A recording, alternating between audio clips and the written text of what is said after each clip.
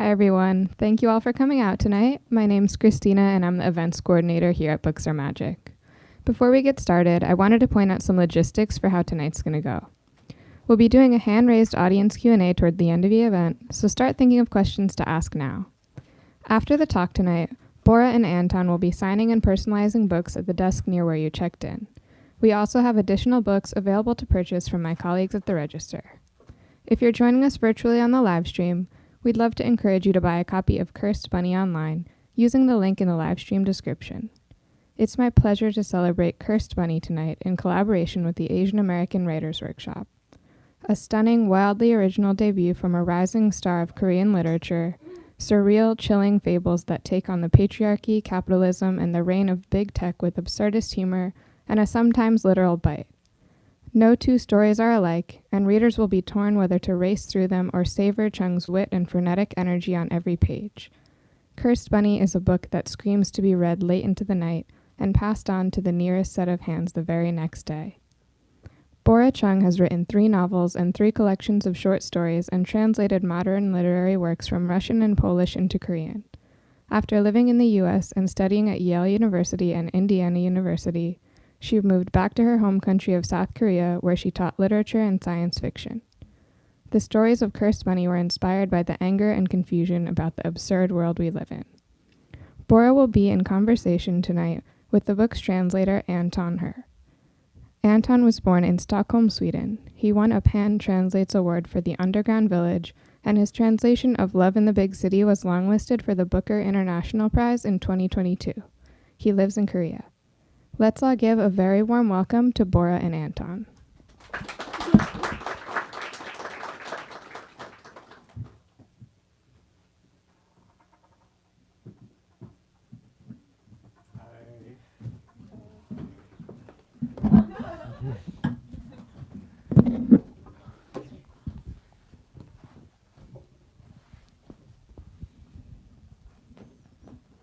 Hi, everybody.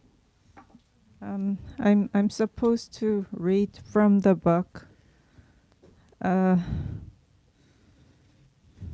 What do I have to read from the book? Okay, so this is the title story, Cursed Bunny, and for the record, I feel really awkward reading this in English because it's Anton's work, not my work, but Marisol from Algonquin over there forced me to read it.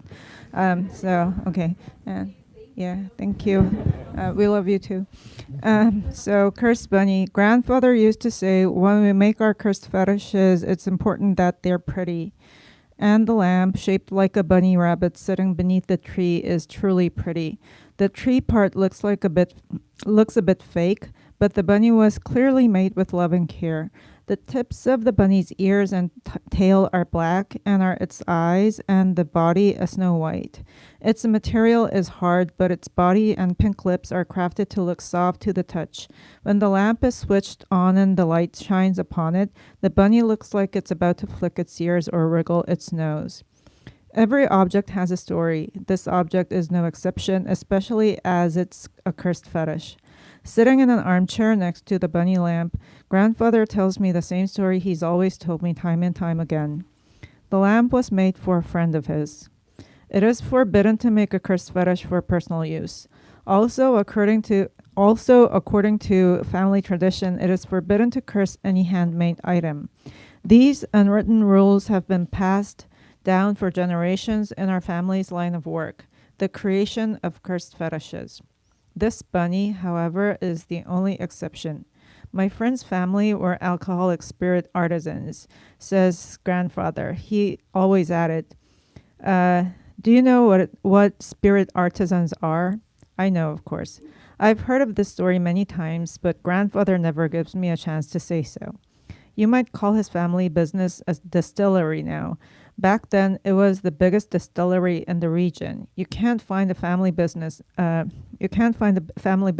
makes such spirits these days, but my friend's family once had a great big factory that employed most of the people in my neighborhood.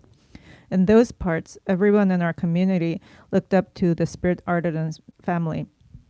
Grandfather doesn't remember how the son of such a respected family and himself, whose housemate cursed fetishes, became friends. I don't really recall. He has said to me several times, grandfather's family, my family, in other words, are officially ironsmiths. We do, in fact, make or fix farming implements and all sorts of metal things when tasked. But everyone in our neighborhood, down to the little children, knows what our real work is. And I'm going to stop there. Thank you. Okay, thank you so much, Bora. We are now going to have a very natural conversation between me and Bora because we talk about literature all the time. We don't. We send each other cat memes all the time. Like, we don't really talk so much about our work when we're together. So it'll be very, very natural. So my first question for Bora is, you're a finalist for a National Book Award. How do you feel? Like you're not? I asked him this question when his book, his collection of essays came out in Korea. So it's his little revenge. I am very grateful, but I'm shocked. This feels very unreal. Thank you. Okay. Awesome. So, Cursed Bunny is a short story. Sorry, acid reflux.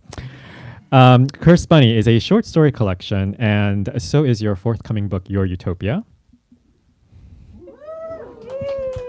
Yes, our publicist told us to do that.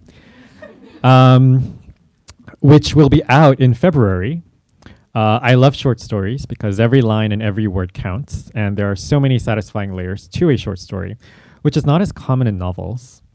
In America, the short story is often used by writing students to hone their craft because of this precision.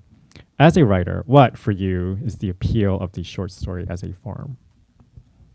I never learned how to write, so I felt more comfortable writing short stories than attacking a long form. And also, I think these are two different genres. Short story and novella is one genre, and the novel, the full-length novel, is a completely different genre. And the genre picks the writer. That's how I see it, because a lot of my fellow writers tell me they were either commissioned to write a short story or they wanted to write a short story, and they started doing research, and then it got really fun. And then at the end of the month, they had like a novel in the making, or they ended up writing a full-length novel, and then they don't know what to do with the contract that says short story. So there are those people, and there's me who can't go beyond 20 pages. So I always thought it was the limits of my ability as a writer. But then I read Anton Chekhov, the second favorite Anton in the world. No relation. He has a whole lot of essays. You have only one book of essays, but Anton wrote a whole lot of essays. And Chekhov, in his essay entitled "Rules for Beginning Writers," he says, "Do not chase word count. A longer work doesn't mean a better work. So essentially, shorter." And he actually says, he comes out right out and says, shorter and more concise works can pack a lot of punch. So go for the short form and refrain from just trying to write a long work. And Chekhov himself never wrote a novel. His works are all very short, are short stories, and his longest is somewhere in between a novella and a very long short story. So if Chekhov says you don't have to write a novel, then I don't have to write a novel. Yes. So just to explain a little bit, in Korean literature, and I think also Japanese as well, you don't write a short story and then submit it to a magazine. A magazine commissions you to write a short story because there is some kind of writer licensing authority that gives you a license as a writer and then goes, okay, now you have a license to write. Now, magazines can commission you to write. And so which is what Bora, by the way, does not have a license to write. That's right. Yeah, which was why it was so controversial that she became a Booker nominated author. And now an MBA nominated author. Congratulations again. And Sang-Young Park, so he has the problem where they keep, whenever he's commissioned to do a short story, he overwrites. And so overwrites, but he's really writing a novel, right? And then they don't pay him as much, for per word. And it's but his form is definitely, but he does both really well, but his form is definitely a bit longer short story.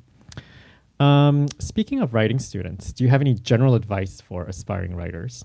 Bora, by the way, taught literary theory and some creative writing at the university level for many years before turning to writing full-time.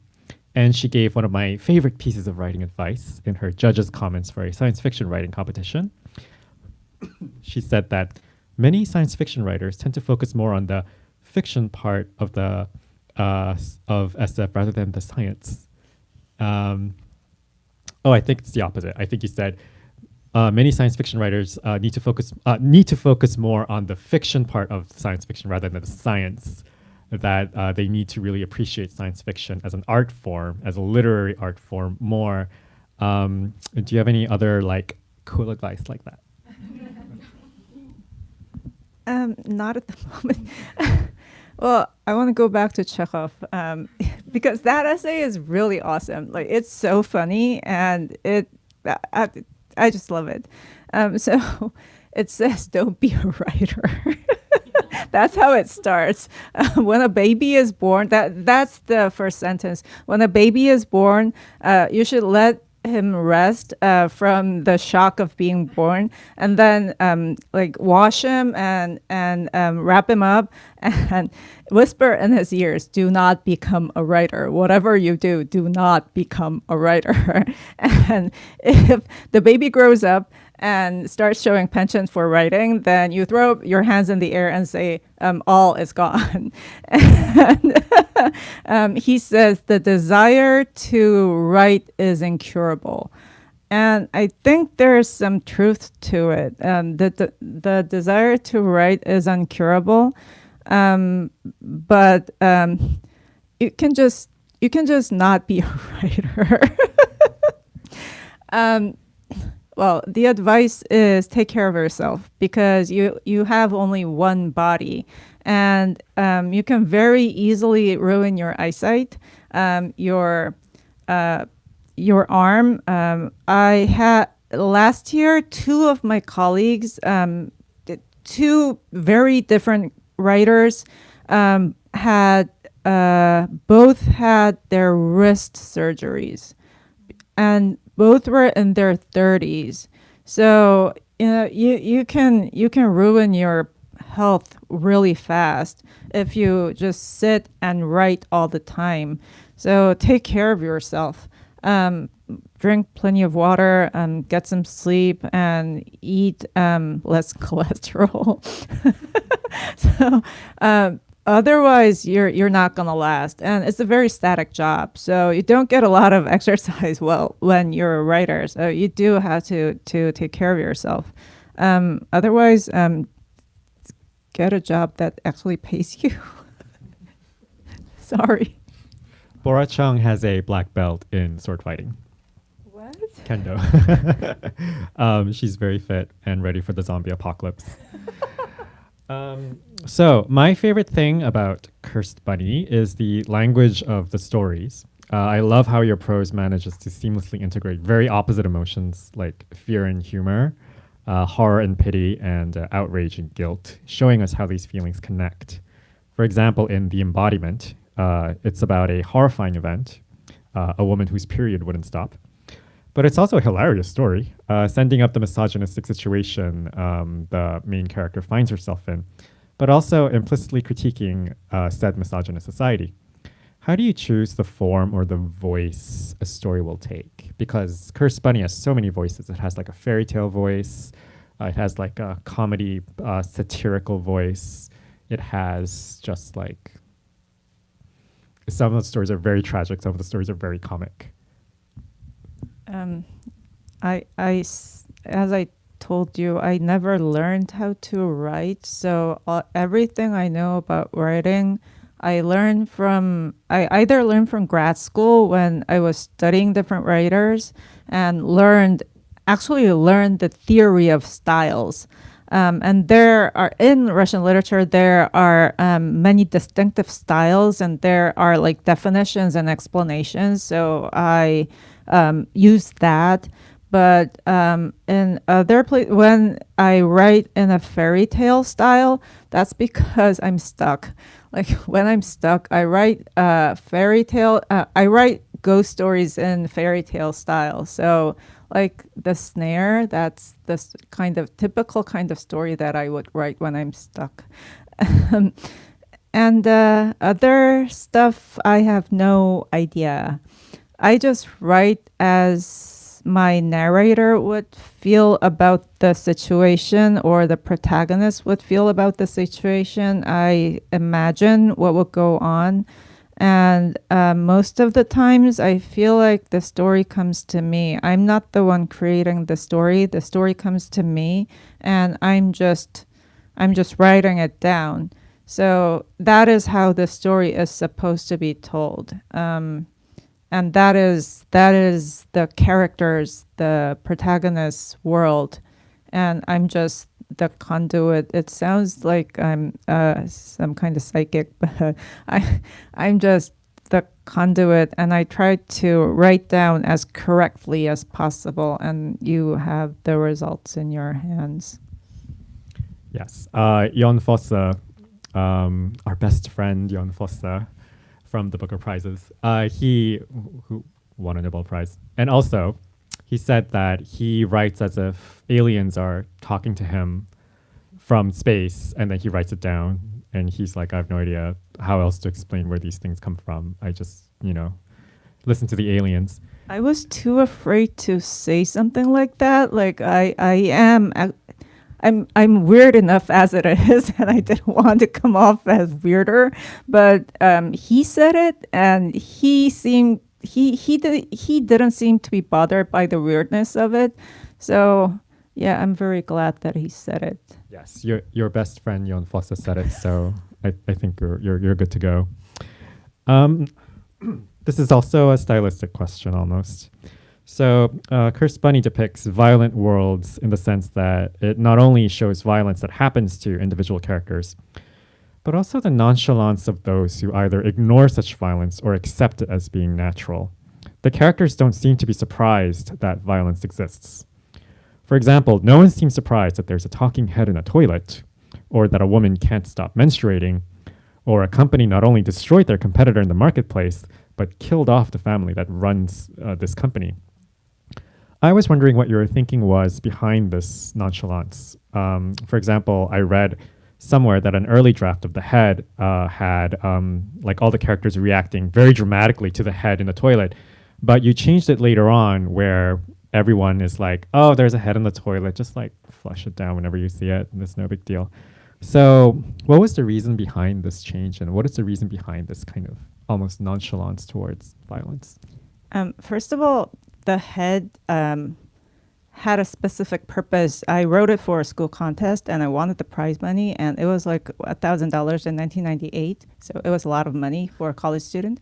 And I had to compete with all the Korean literature students, who actually learned Korean literature from those professors who were supposed to judge at the contest. So I needed to be as weird as possible. And so I wrote, and secondly, I like toilets.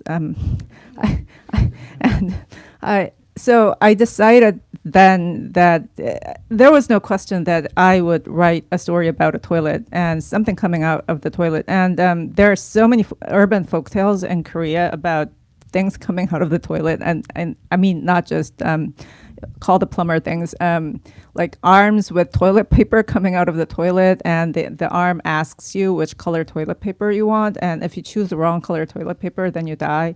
And children love these stories for some reason. These are very widely known.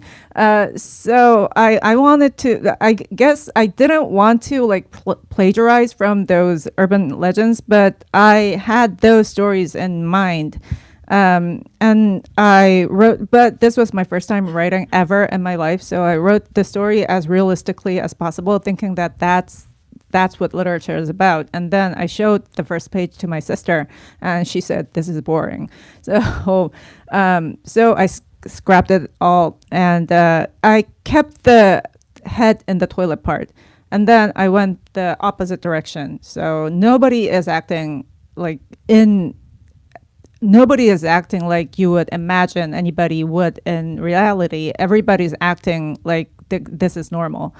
And then the story kind of wrote itself. It was so much easier to go the opposite direction. So I decided to go the opposite direction. It was just so much easier. And then, so that's just the head. But big corporation squashing the smaller companies, oftentimes plurals, smaller companies, and destroying everybody who are involved in those companies. That happens all the time. And a lot of things, and you just talked about, that just happens all the time. The nonchalance is realism. That is hyper realism. So I'm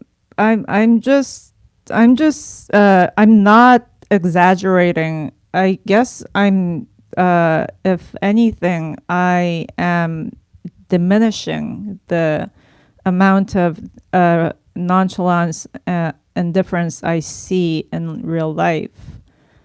And partly it's because it's easier to write for me that way, but partly I witness a lot of indifference to violence in real life, and that is just the truth we are living in. It's very ironic that all the things that like seem unrealistic in your stories, that kind of like people's reactions to violence is like the most real thing. It's very sad.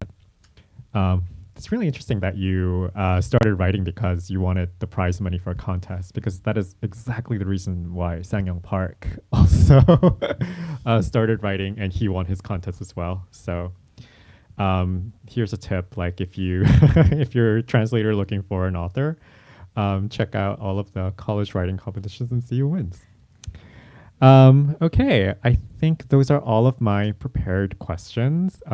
If we have any questions from the audience, it could be about anything from the books or yes. Hi, also thank you for being here. This has been so great. As people have worked in translation and have taught literature and speak and read in multiple languages, I'm interested in how your specific experiences with translation and learning different languages has affected your own writing. If you've noticed like any lessons like move from one language to the other, or like tendencies, or like anything about learning other languages that has changed your own personal writing. Okay, so the question is, has the learning of languages or the act of translation influenced your writing in any way? I thought the question was for you. But I kind of know her answer to this, and it's much more interesting than my answer, so you should. No, it's not. I talked all this while, so I want to listen to you. So from what I understand, Bora's answer to this is her translation doesn't really affect her writing, but her translation really affects her scholarship. And so she finds a lot of ideas for papers and a lot of like food for thought while she's translating, because the Japanese translator, Sam Bett, he said something really interesting about translation that I keep thinking about over and over. He said that translation is the slowest form of reading. And so when you are translating something, it completely, like, you are reading it at a level you're reading it so slowly that you're reading it at a level that like not even the writer often reads it at. And you see so many things. And I feel like when Bora is doing her translations of Polish and Russian literature into Korean, she is essentially, because she's reading so slowly, she sees all of these things that, like stimulate her mind as a literary scholar. And so I think I quit school and I Yes. thought you were talking about your translation, not my translation. well, yeah. So for me, Answer, Anton. yeah. So for me, like I kind of answered this question in my breadloaf lecture. It's available online. But the gist of it is, I really like translation. Really helped me see how writing is really more like translation than translation is more like writing, because Terry Pratchett, the late Terry Pratchett, had this really great prologue in his book, Which is Abroad, where he says stories are these parasitic life forms that attach to storytellers, and then the storyteller has to like translate that parasitic life form into words. And then when the writer dies, the parasitic life form like tries to find another writer to move on to. And that's kind of like how I view writing. It's an act of translating the ethers into literature. The when I'm translating, when I'm in the zone, so to speak, what happens is that I've found the voice. I know what it sounds like in English, and so I could like produce like 5,000 words of translation a day. But when I have the voice, when I don't have the voice, like translation is very, very painful to do. And so it's the same thing. Like when I'm writing, I learned this from Lee Sung-bok in his book Indeterminate Inflorescence, which has just been published in English. And I mean, this book changed my life, which is why I translated it. And in Indeterminate Inflorescence, he talks about like the need to basically really, really listen to what's going on inside of you, and then just like writing down whatever's coming to your mind, and let the sound and the language do the storytelling, and not like some kind of abstract thought. Like he's like, the moment you start thinking about something, that's when the writing stops. So you have to let the language come through you. Let the Jon Fosse alien like speak through you. And this is an idea that's so universal. Like Virginia Woolf said the same thing in her really great essay, Professions for Women, which was also a very key essay for me. And like I see like so many writers say the same thing. Like, and now Bora has said the same thing.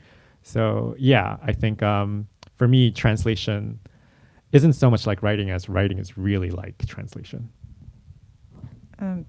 For me, Russian and Polish grammar ruined my Korean grammar, so I write really weird Korean. And because I've been a teacher of Russian for 12 years, so it kind of stuck in my head to think about Russian grammar when I'm writing everything. Even when I've quit now, I do that habitually. My editors hate it. They're like, this is not how you say it in Korean, but in my head, that's how it's supposed to be said. Not necessarily in Russian, but also Polish too. And Polish grammar is hell. Like Polish grammar is about 3 times more complicated than Russian grammar. And I have no idea how Poles talk to each other, but they do. And they have great literature, but they have like this hellish grammar, and like it now infiltrated my thinking system, and I can't get out of it. I love Bora's sentences in Korean. I love them, and a lot of people do He's as well. the only one who loves it. No. They have a very kind of like interesting texture to them. That's not like, because I feel like Korean prose is very normative because we have the author licensing program. It has its like good points, but that's one of them. It kind of like smooths and polishes everything. But Bora's like prose is very is like intentionally rough in places to make it more interesting, so that you take another look at it, and that's what I really love about it. You can't always guarantee that it was intentional. But Haruki Murakami, he discovered his voice by translating. He was like writing in Japanese and was like, oh, this doesn't really sound like literature. And then he started writing in English. He has a typewriter. English typewriter for whatever reason, and he wrote something in English, and then he translated that from English into Japanese, and then he looked at the translationese of the Japanese and he's like, oh, actually this is really cool. And so he started writing in Japanese the way that he translates into Japanese from English. And that's how he discovered his voice. So that's something that you have in common with him. He talks about this in his book, Novelist as a Vocation, I believe it's translated into English in that title. But yeah, that was a really, really like key moment for me where I was like, it kind of like connects, it makes the connection between translation and also and writing, because when you're translating, like you really have to think about every single word. It forces you, and I think I do recommend it as a venue, as a like an avenue for discovering your voice. However, there are also a lot of translators who really wanted to be writers, and then they became just really successful as translators, and then they just like translate for the rest of their lives. Like I know a few translators like that, so there's also that danger. Yes, it's a very satisfying profession. Yes, sorry. Hi, I also had a question for you about translation. A few years ago I lived in the Netherlands. I learned Dutch, a bit of Dutch, and from my knowledge of Dutch to English, there were some words which was really difficult to translate. They didn't quite get the meaning across. And I was wondering, as a translator, do you ever find yourself wanting to put kind of additional things into the text that aren't there, maybe to give like additional context, or do you just leave it as is? Okay, so the question is, do we want, as a translator, do you ever find yourself being unable to translate basically word for word and making sort of additions into the target text as a translator? So I get asked questions about like, are there any untranslatable words all the time? But literary translators don't really fixate on words so much.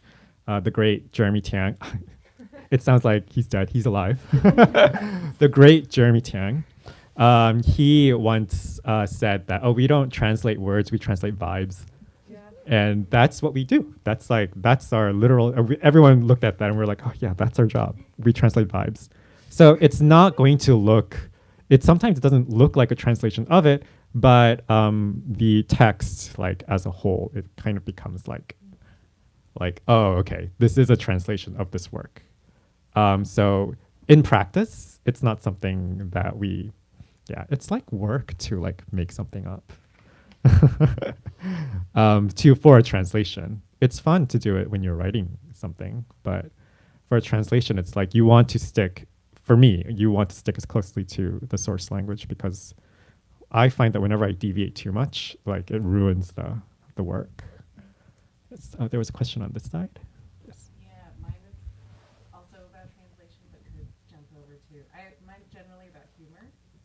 So like, were there humorous moments that were like hard to translate, or just how did that feel, or how was it? And then also, what humorous things inspire you?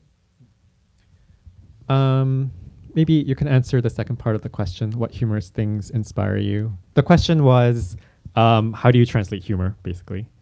And also, what humorous things inspire you? Could you give me time to think while you answer the first part? Okay, so it's different. Like a lot of like the authors that I translate, particularly funny authors are Bora, Chung, and Sang Park, and their humor is more like situational than it has to do with like wordplay.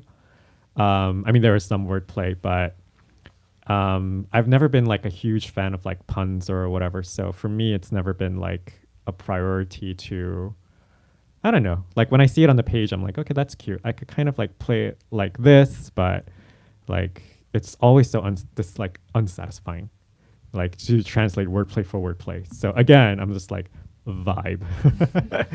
I can make this funny, but in a different way.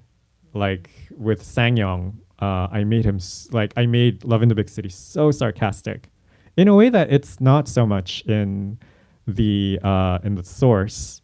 And I got so used to it that I Want to Die, But I Want to Eat Tteokbokki right after. And the great Sojae sitting over here, they pointed out that, there's something about your translation of I Want to Die, But I Want to Eat Tteokbokki. Like in a workshop, they were like, about this book where I feel like she sounds really flip when she's not supposed to sound. And then I was like, because they were right. I basically like one of my translations was polluting the other. So I had to kind of like take out that the humor vibe to work on this quite depressing book. But yeah, it's so how do you deal with humor? How do you write humor? Okay, I'll give you an example. So I worked at NC University for 12 years. It's supposed to be the best private university in Korea, better than Korea University, where he graduated it's a from. lie.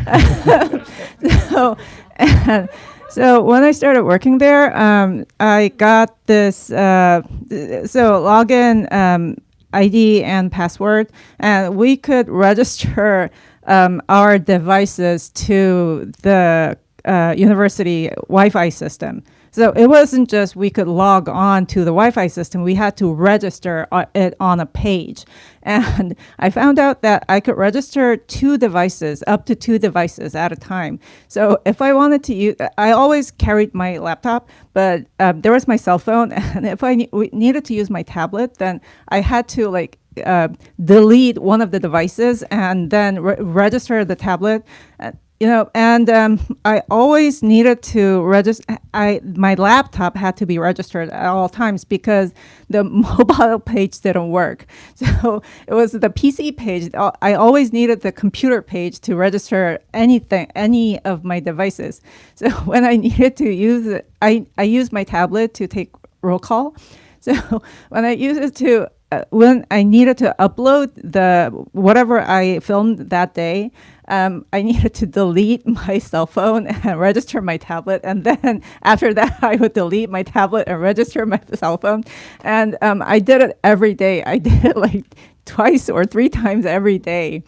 And this was supposed to be the richest, the best private university in Korea. And I'm like deleting my device here because I couldn't just simply log on to the Wi-Fi system. So that is frustrating when I'm doing it. But when I think about it, it's just absurd.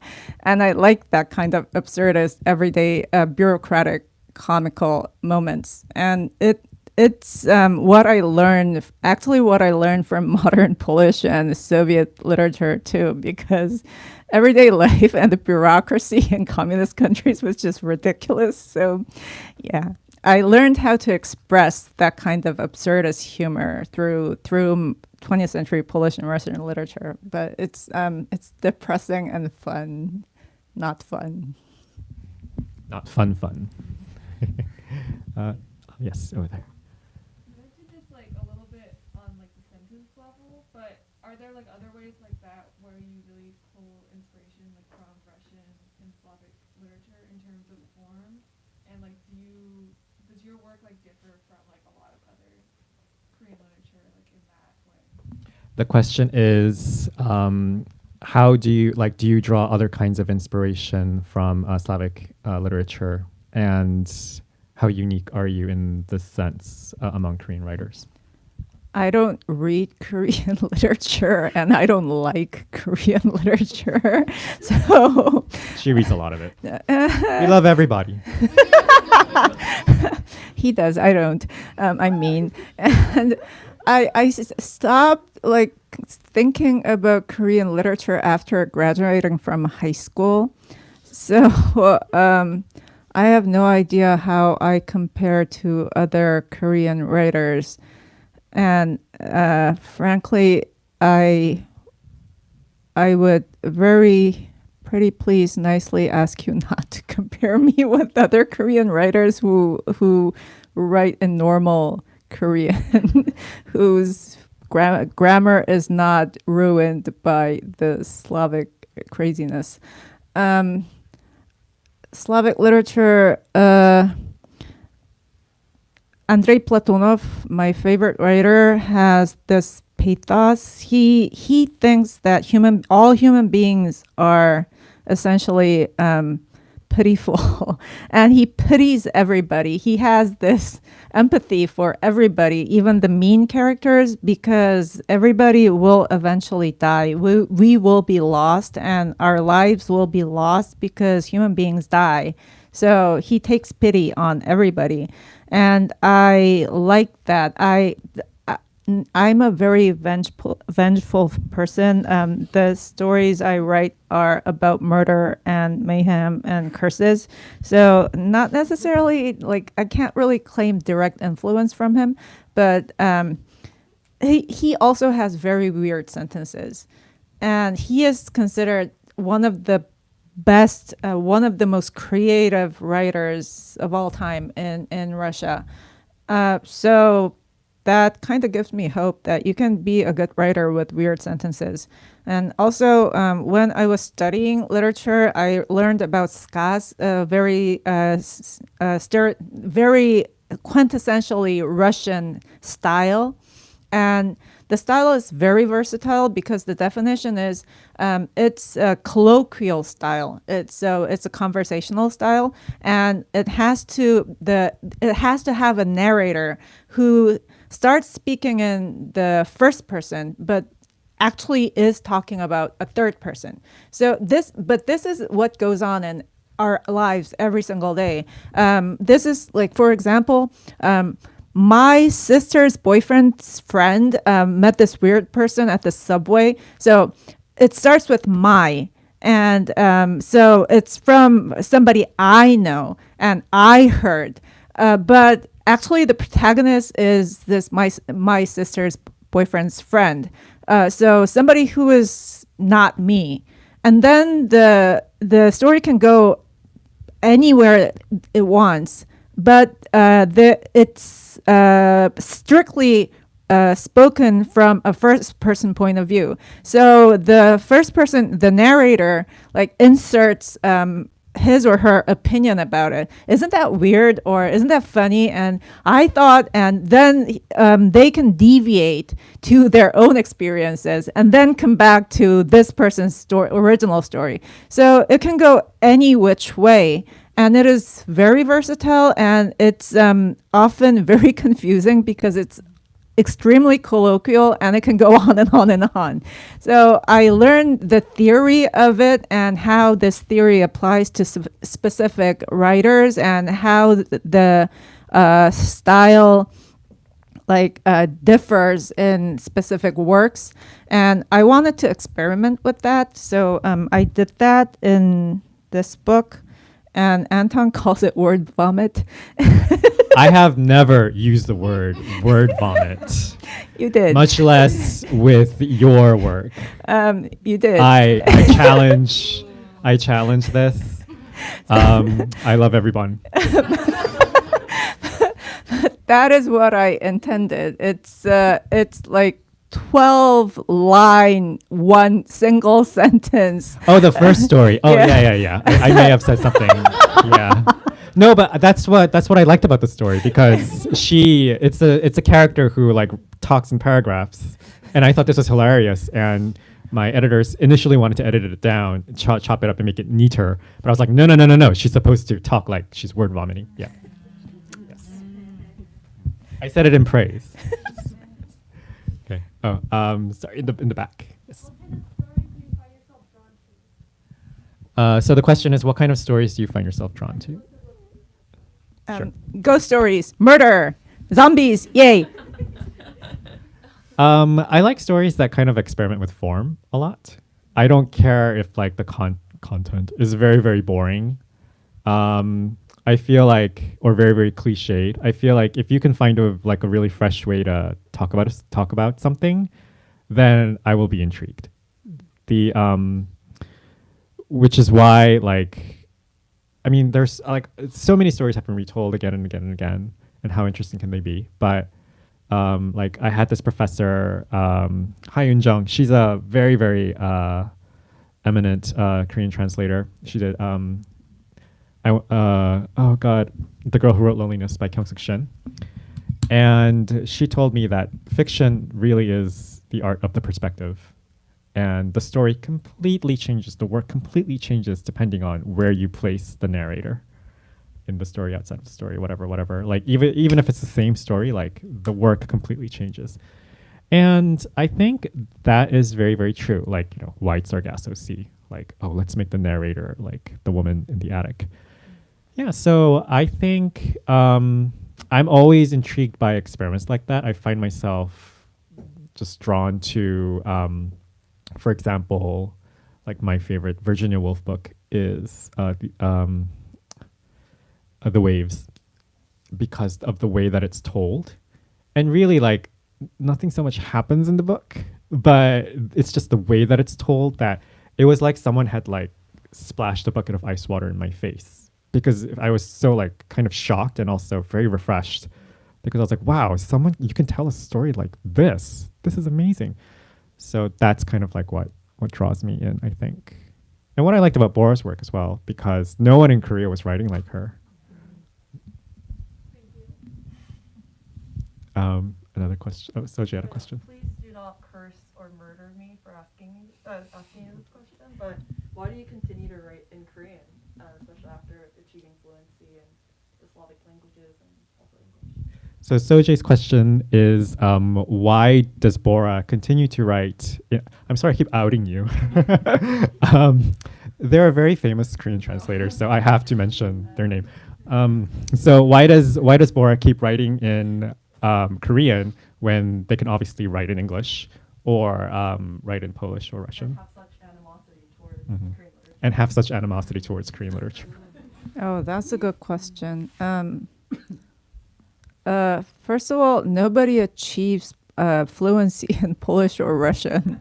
Like, they curse the language all their lives and try to be the best. They do their best, but the grammar is just pure hell. And secondly, why would I write in English? I have Anton. I was trained to write in English in the academic field. So I was trained to write research papers, and I think I achieved some semblance of fluency there, but my articles tend to disappear, and stuff. I hate articles. Russian doesn't have articles. Korean doesn't have articles. Polish doesn't have articles. Like, why do you need articles? So, yeah, like that. And I imagine in Korean, I don't have a feel for the language when it's not Korean. So I can only write in Korean, even though I don't like Korean literature. Can you show off your shirt? Oh, my yeah. shirt. They also have our names in the back. Yeah. Yes. I know a gal. Yeah. But it was Bora's turn to be in charge of the shirts this time. Yes. Thank you so much. Another question? Oh, okay. Just one more? Okay. So I read an interview they did recently, Anton, about how like very few works that are originally written in Korean get translated into English. Like they don't get commissioned very often. Would you say that's something that's changing?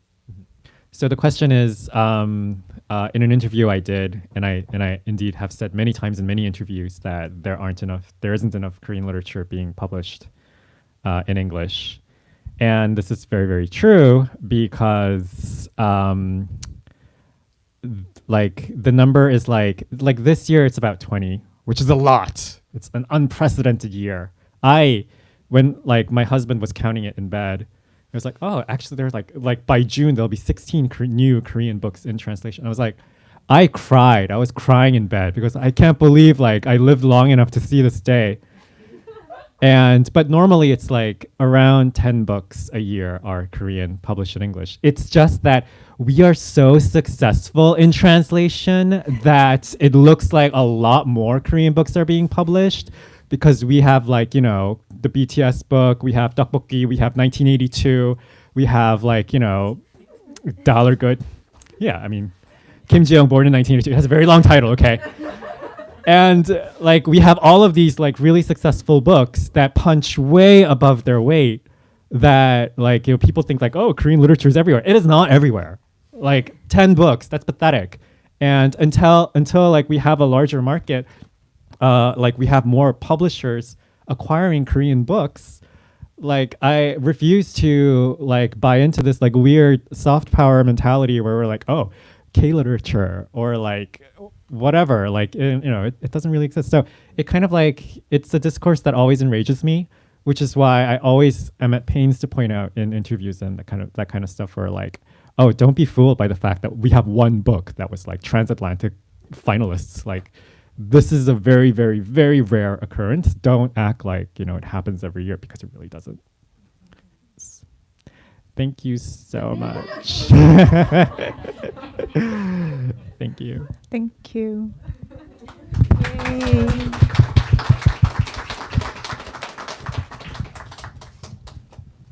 Thank you, Bora and Anton. As I mentioned earlier, they're going to be signing at this desk near where my colleague Jules is pointing. If you guys could line up there and collect your belongings so we could begin to reset the room, we'd really appreciate that. Have a good night.